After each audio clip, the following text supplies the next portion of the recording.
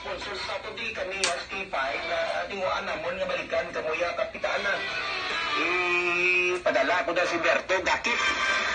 Dira sa may barangay Bata, mag-cover sa ano itawag na piyesta na nila man. May mga padsila may street dance competition das may barangay Bata. Wala problema, kapitan. Sagot ka sa K5 ah. Kita diya mga mga panaton, mga schools na ton, mag-participar, mag-audition ng review Sunday, alas 8 to alas 3 ang hapon. Alas kagibagsahan sa line number 1, kagibagsahan sa standby. Kagibagsahan pa sa lang kita, nag-hype ng gusto mga sponsors ta, balita mo. Pero mayang hapon ka may mga nakaigwa ang oras. Hindi ka ba naman sila sa libat?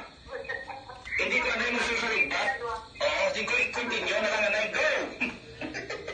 Unaon ko na si Rod, ang safety release mo, simultaneous safety release sa Gusto 2025. Yun ang posting sa Department of Education na ibigay para sa mga public schools.